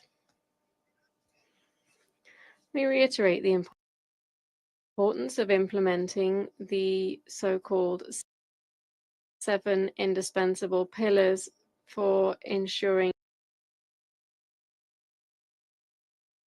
nuclear safety, technological and physical, nuclear safety and security during armed conflict. On the recent attacks perpetrated against Damascus, we issue a firm call for restraint. We urge all actors involved to refrain from action that might exacerbate tensions, undermine the political transition in Syria, and worsen the humanitarian situation in that country. Mr. President, in conclusion, we reiterate the importance that we attach to the respect for international law, in particular, international humanitarian law. It's urgent that we redouble diplomatic efforts, including the role incumbent on this Security Council towards a lasting peace in the Middle East. Thank you very much. I thank the permanent representative of Mexico for the statement. Now give the floor to the permanent representative of Poland. Mr. President, I would like to begin by thanking Pakistan for convening today's meeting and ASG Kyari for his briefing. Poland supports the broad statement delivered by the European Union. Mr. President, the time has come to renewed and genuine efforts to bring lasting peace to the Middle East. The region cannot afford further cycles of violence, despair, and the humanitarian catastrophe. Poland reaffirms its long-standing position that the Israelis' long-term security must be achieved through diplomatic engagement with its neighbors. The Abraham Accords achieved under the US auspices illustrate the potential of such diplomacy. However, their further development requires addressing the Palestinian question. We remain fully committed to the two-state solution. Poland recognized Palestinian statehood in 1988. We also remain engaged in preparation for the upcoming New York conference in support of that goal. Mr. President, while we recognize the Israelis' right to self-defense, we cannot accept actions that result in starvation of civilian population, including children, in the occupied Palestinian territories. Poland reiterates that the blockage of the Gaza Strip and restrictions on humanitarian aid constitute unacceptable violations of international law. We firmly oppose the instrumentalization of humanitarian needs for political or military aims. We further call for the protection of humanitarian aid and medical personnel and respect for international law. Recent attacks on religious sites, including churches, are unacceptable. Mr. President, Poland calls for immediate, full, and sustained humanitarian access. The situation on the ground is extremely dramatic, and the most vulnerable continue to suffer the most. We hope that Israel's recent decisions to resume aid delivery will be swiftly implemented and expanded, including the opening of all border crossings for broad humanitarian operations. Poland reiterates the importance of resuming the activities of the UN agencies, particularly UNRWA, in the occupied territories. We observe with concern the introduction of the new aid mechanisms involving private companies, which risk undermining impartiality in humanitarian delivery. Mr. President, in conclusion, Poland remains steadfast in its commitment to protecting civilians. This week, alongside 25 like-minded foreign ministers, we supported a UK-led letter highlighting the urgent humanitarian situation in Gaza. We continue to uphold the principles of peace, human dignity, and international law. And I thank you. I thank the permanent representative of Poland for the statement and now give the floor to the permanent representative of Japan. Thank you, Mr. President, for convening this open debate. Since our last open debate in April, the Middle East has faced the threat of a large-scale war, and innocent civilians continue to suffer an unimaginable hardship. We remain deeply concerned over the current situation both in Gaza and the West Bank. The repeated acts of violence, the appalling humanitarian crisis, the settlement expansion, and the plight of the Palestinian people and that of the hostages cannot be tolerated anymore. This sense of urgency is the core of the joint statement issued by 29 partners, including my own country. Once again, all parties concerned must achieve an immediate ceasefire in Gaza and unconditional release of all remaining hostages. We commend the tireless mediation efforts of the United States, Egypt, and Qatar. A ceasefire is an essential cornerstone through which humanitarian aid can reach the vulnerable people of Gaza and lay the foundation for reconstruction and a renewed commitment to a two-state solution. In this regard, as the co-chair of the work group together with Norway on economic viability of the Palestinian state, we will actively contribute to the discussions at the upcoming conference for the implementation of the two-state solution. Our support for Palestinian economic development has continued for decades. This month, together with Malaysia and Palestine, Japan held the fourth ministerial meeting of the Conference on Cooperation among East Asia Countries for Palestinian Development, CPAD, a regional cooperation initiative launched by Japan in 2013. The conference adopted the Comprehensive Action Plan for Humanitarian Response, Early Recovery and Reconstruction, and Support for PA reforms. Mr. President, the situation in Iran saw dramatic developments in June and remains volatile. We reiterate our support for the ceasefire between Israel and Iran and strongly urged all parties to avoid any destabilizing actions. Iran's development of nuclear weapons must not be allowed. We note the upcoming talks between the E3 and Iran and call for early resumption of the US-Iran negotiations toward a solution to the Iranian nuclear issue. The IAEA's monitoring and verification is essential in this regard, and Japan strongly urges Iran to swiftly resume full cooperation with the agency. Based on our long-standing relationship with Iran, Japan will continue to make necessary diplomatic efforts. Mr. President,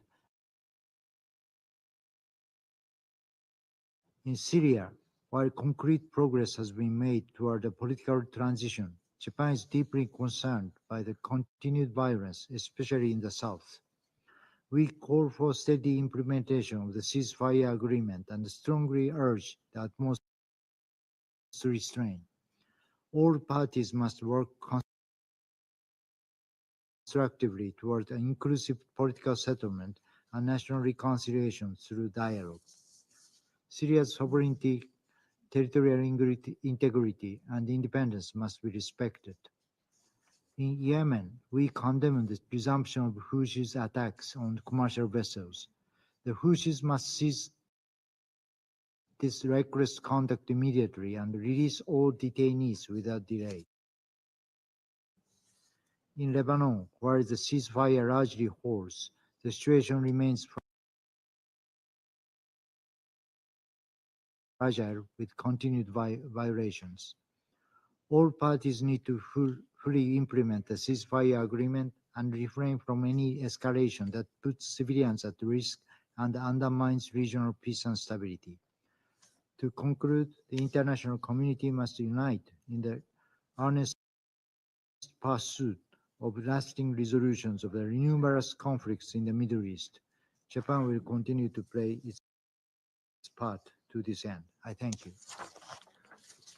Thanking the permanent representative of Japan for the statement, I now give the floor to the permanent representative of Vietnam. Thank you, Mr. President. Vietnam thanks Pakistan for convening this open debate.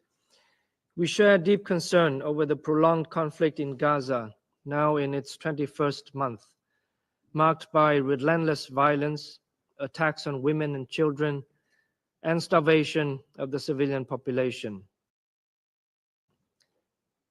We regret that the Security Council remains unable to collectively address the crisis in Gaza and its broader regional implications. We call on the Council to take action to help put an end to the bloodshed and the untold suffering of the civilian population. Vietnam renews its call for restraint and full compliance with the UN Charter, international law, and relevant UN resolutions, as well as the provisional measures of the International Court of Justice. Protecting civilians and essential infrastructure must remain an absolute priority. We reiterate our urgent call for an immediate, enforceable, and permanent ceasefire, the release of all hostages, and the safe return of displaced Palestinians across Gaza. We commend the diplomatic efforts of relevant member states in pursuit of these objectives. Mr. President, the catastrophic humanitarian situation in Gaza demands urgent and coordinated action. We call for unhindered access to life-saving aid and reaffirm our strong support for UNRWA's vital role in coordinating and delivering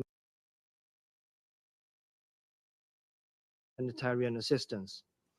Vietnam reaffirms its steadfast support for the Palestinian people's right to self-determination and full UN membership. We remain a steadfast advocate for the two-state solution based on the pre-1967 borders and international law, ensuring a sovereign state of Palestine coexisting in peace and security with Israel. In this spirit, we welcome the resumption of the high-level international conference on the peaceful settlement of the question of Palestine, co-chaired by France and Saudi Arabia. Vietnam stands ready to contribute to post-conflict reconstruction in Gaza with a view to restoring peace, dignity, and livelihood for the Palestinian people. I thank you, Mr. President. I thank the representative of Vietnam, and I now give the floor to the representative of Spain.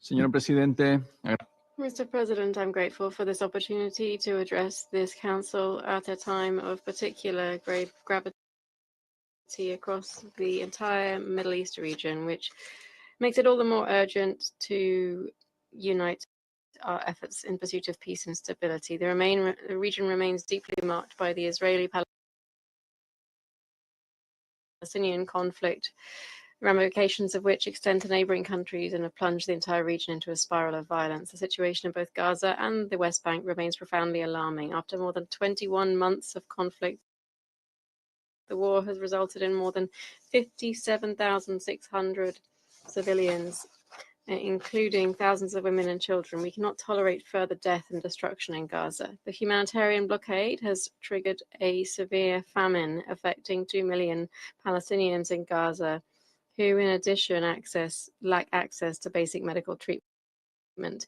The situation in the Strip is inhumane and unacceptable. We must restore dignity to the Palestinian people. We hope that the parties will soon reach a permanent ceasefire that will allow for the release of all hostages held by Hamas, as well as the swift and unimpeded entry of humanitarian assistance. We will continue to urge Israel to allow the United Nations entities and other humanitarian actors to operate on the ground, ensuring that the distribution of aid is carried out in accordance with humanitarian principles.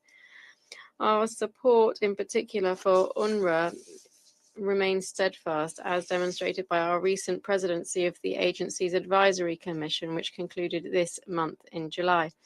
The Gaza Humanitarian Foundation has failed in its responsibilities. We express our deep dismay at the more than 1,000 deaths that have occurred near its distribution points. I wish to stress that peace involves a political solution based on the implementation of a two-state solution. In this regard, the upcoming high-level conference next week is a critical opportunity to advance decisively towards the recognition of both Palestine and Israel and their regional integration. We mustn't squander this political momentum. The recognition of the state of Palestine is a fundamental prerequisite for peace and regional stability. In line with this, Spain recognized Palestine in May 2024, thus reaffirming our commitment to the two-state solution and contributing actively to international efforts to end the Israeli-Palestinian conflict. Mr. President, violence will never resolve the challenges facing the Middle East. Spain has condemned the escalation of violence between Israel and Iran, and we urge all parties to respect the ceasefire agreement. There is no military alternative to a diplomatic solution that guarantees the exclusively peaceful nature of Iran's nuclear dossier. An agreement is urgently needed, and we call upon the parties to resume negotiations immediately. A just and lasting peace in the region necessarily requires the restoration of respect for the principles of the UN Charter, including respect for territorial integrity, particularly in Lebanon and Syria. There is an historic opportunity to advance in the stabilization of Lebanon. Spain reiterates its call on the parties to fully comply with Security Council Resolution 1701 and with the Cessation of Hostilities Agreement of November 2024. We will continue to support its implementation through UNIFIL and through political and financial support of the Lebanese armed forces. The UNIFIL mandate is essential for consolidating the progress achieved. We trust that this council will show its unanimous support for its renewal in August. Spain has condemned the violence in southern Syria, which must be investigated to ensure accountability. In light of Israeli military actions in Damascus and other parts of the country, Spain demands respect for Syria's sovereignty and territorial integrity, and will continue to support the Syrian people in their pursuit of a peaceful and inclusive political transition. Spain will remain committed to dialogue with regional partners to promote peace and stability in the Middle East. Thank you very much. I thank the representative of Spain for his statement.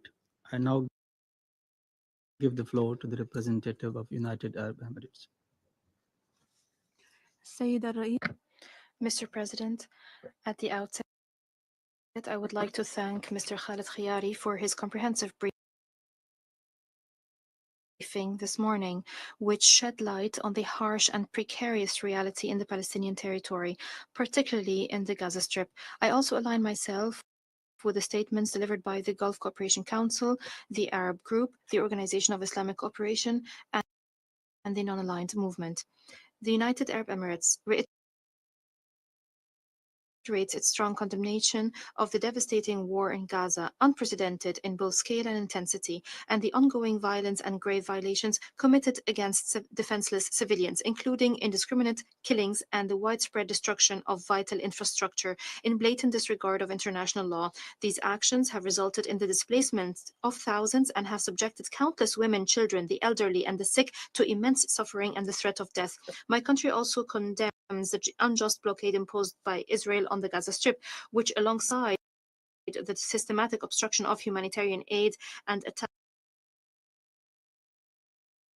on those seeking it, has deepened an already dire humanitarian catastrophe. This blockade has triggered widespread famine, depleted essential supplies, and stood in clear violation of international humanitarian law and the Geneva Conventions. This was confirmed by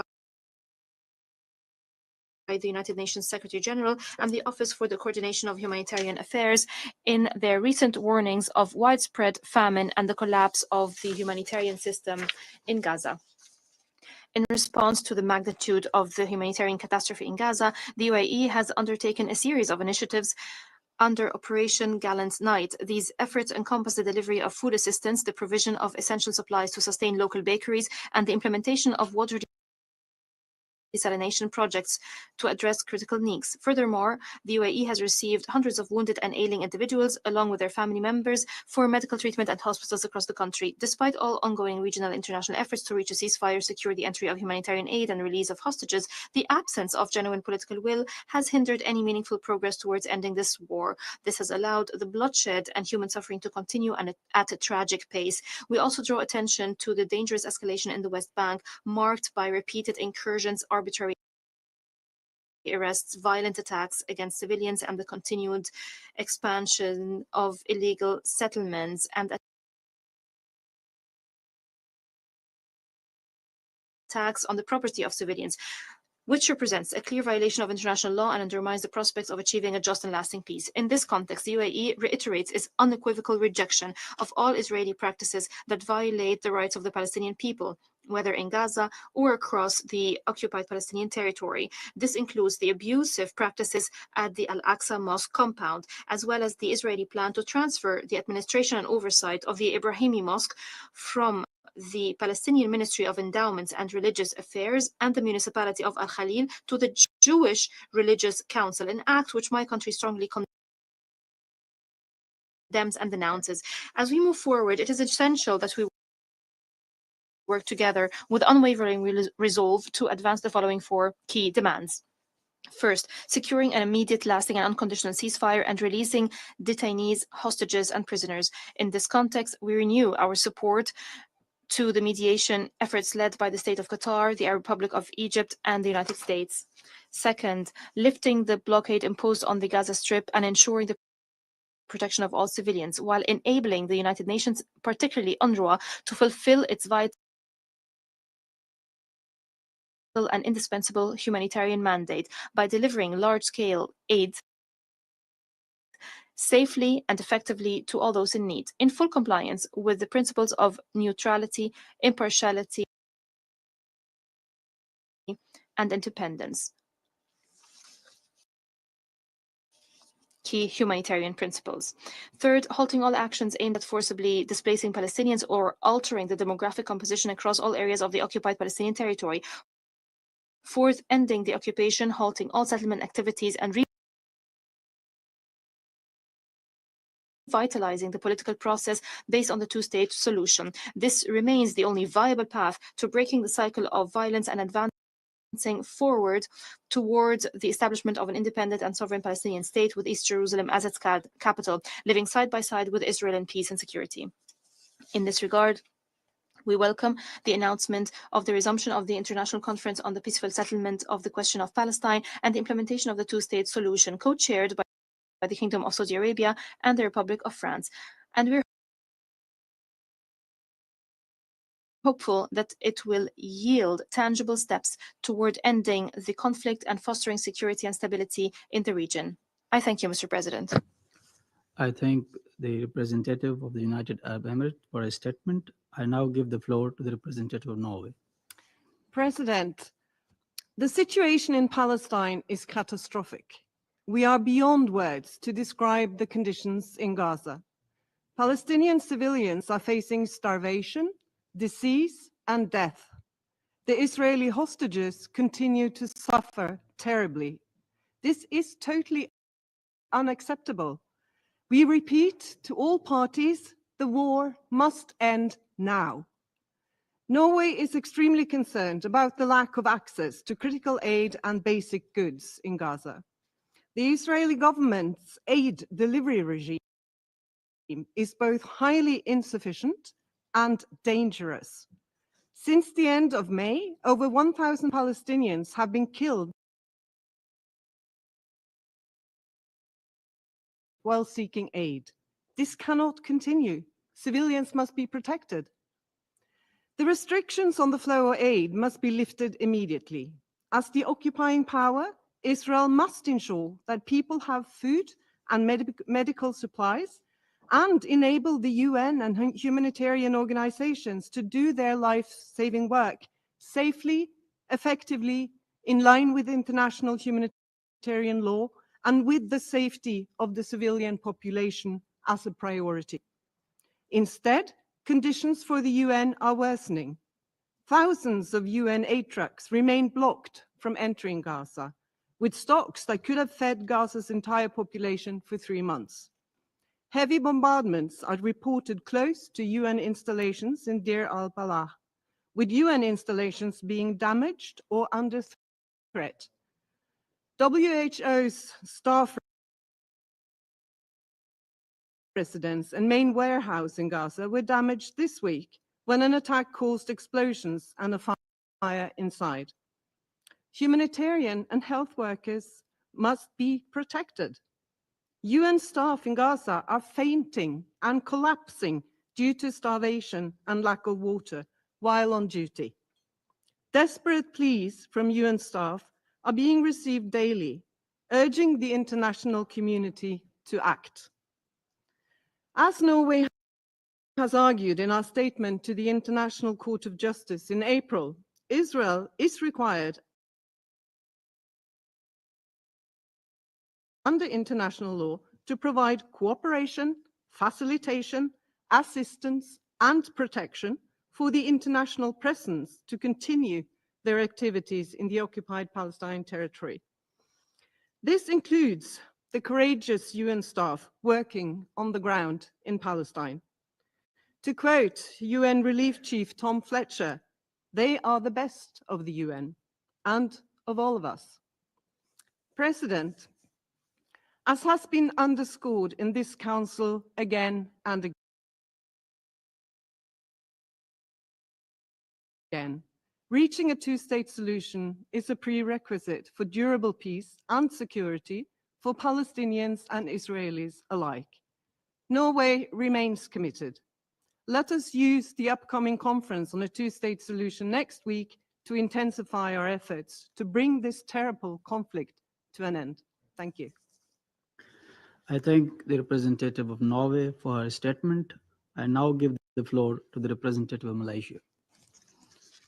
Thank you, President. Malaysia thanks Pakistan for convening this meeting and aligns itself with the statements of NAM and the OIC.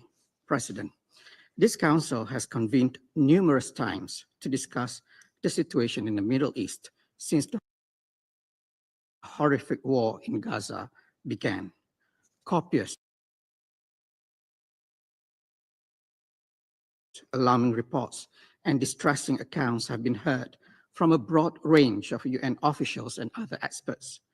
The International Court of Justice issued multiple orders of provisional measures in January, March, and May 2024 due to the possibility of a genocide being committed in Gaza, and yet no credible action has been taken. Almost 60,000 deaths have been recorded, the majority women and children. Thousands more bodies are still buried under the rubbles. More than 140,000 have been injured. UNICEF estimates that between 3,000 to 4,000 children in Gaza have had one or more limbs amputated. Gaza is now the home of more child amputees per inhabitants than anywhere else in the world.